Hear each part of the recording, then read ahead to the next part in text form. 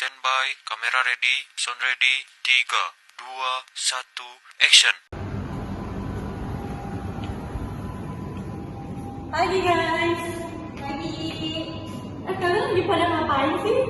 Sibuk banget kayaknya. Ini nih kita lagi melihat berita dari Banten News. Harga beras di Tangsel masih tinggi. Oh, berarti enak dong, ngabarin dihasilkan juga lebih tinggi. Enggak dong, malah bagi perusahaan distributor mengalami penurunan permintaan, terus bagi pedagang eceran dia mengalami sepi pembeli. Selain itu, mereka juga harus membayarkan kewajiban pajaknya sih. Oh, emang pajak yang dibayarkan seperti apa? Nah, pajak yang dikenakan ini sih merupakan pajak penghasilan pasal 25, di mana pembayaran penghasilan pajak ini secara angsuran. Tujuannya untuk meringankan beban wajib pajak, mengingat pajak yang terutang itu harus dilunasi dalam waktu 1 tahun. Dan ada juga pajak penghasilan PPH pasal 29 sih. Nah, pajak ini terkait dengan pajak yang harus dibayar oleh wajib pajak yang pada 1 tahun pajak terakhir. Nah, memperhitungkan pajak yang telah dipotong atau dipungut oleh pihak lain sepanjang tahun pajak tersebut. Oh gitu ya, ada pasal 25 dan 29. Terus cara pembayaran pajaknya kayak gimana nih? Wajib pajak itu harus dilakukan sendiri sih, nggak bisa diwakilin. Wajib pajak baik berupa orang pribadi ataupun badan yang melakukan suatu kegiatan usaha dikenai pajak penghasilan atau PPh SIN. Pasal 25 dan 29 berupa angsuran PPh tiap bulannya. Keterlambatan baik dalam menyetor maupun melapor dapat dikenai sanksi sesuai ketentuan dan peraturan yang berlaku gitu sih. Terus kalau pajak itu ada batas waktu pembayarannya nggak sih? Ada sih, kalau di pajak pasal PPh 25 itu batas waktunya untuk pembayaran itu di tanggal 15 bulan berikutnya setelah masa pajaknya berakhir. Nah, misalnya itu pada bulan Februari 2024 harus dibayarkan pajak PPh 25 paling lambat di tanggal 15 Maret 2024. Nah, untuk batas pembayaran PPh pasal 29 sebelumnya menyampaikan SPT tahunan. Jadi ada 2, untuk wajib pajak orang pribadi sama wajib pajak badan. Nah, untuk yang wajib pribadi batas waktunya mencapai SPT tahunan pada tanggal 31 Maret tahun berikutnya.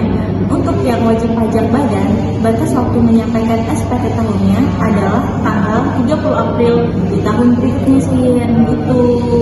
Oh, berarti dari berita beras yang tadi kalian baca, dia dikenain pajak PPh pasal 25 sama 29 ya. Terus itu kan dia masuknya ke badan. Terus cara perhitungan pajak badannya kayak apa ya? Gimana kalau kita tanya Amel? Kemarin tuh dia habis ngurusin pajak badan di tempat dia kerja. Mel, kemarin kan kamu habis ngurusin pajak badan PPh pasal 25 sama 29 di tempat kamu kerja ya? Nah, kita mau tahu dong gimana cara perhitungannya. Ajarin dong Mel, cara ngitungnya. Guys, sorry ya, gue baru bisa angkat telepon kalian nih. Kenapa? Kalian mau nanya tentang perhitungan PPh 25 sama 29 ya? Yaudah deh guys, gue kasih tahu ya guys. Tapi gue ambil contoh dari pabrik gue. Jadi guys, kita mulai ya dari yang pajak PPh 25. Jadi di PT gue itu SPT tahunannya pas tahun 2022 sebesar 125 juta guys. Nah, pajak yang telah dipotong atau dipungut oleh pihak ketiga serta yang terhutang dibayar di luar negeri dalam tahun 2022 itu ada PPh 22 sebesar 30 juta, terus ada PPh 23 sebesar 15 juta, terus ada PPh 24 sebesar 42,5 juta yang dikreditkan sebesar 40 juta guys. Nah, di dalam tahun 2022 itu pajak penghasilan telah dipotong atau dipungut oleh pihak lain memiliki masa tahunan selama 8 bulan guys. Nah, jadi itu masuknya di 2023 ya guys SPT-nya. Nah, untuk menghitung 2023 kita ambil data dari SPT yang 2022 ya guys.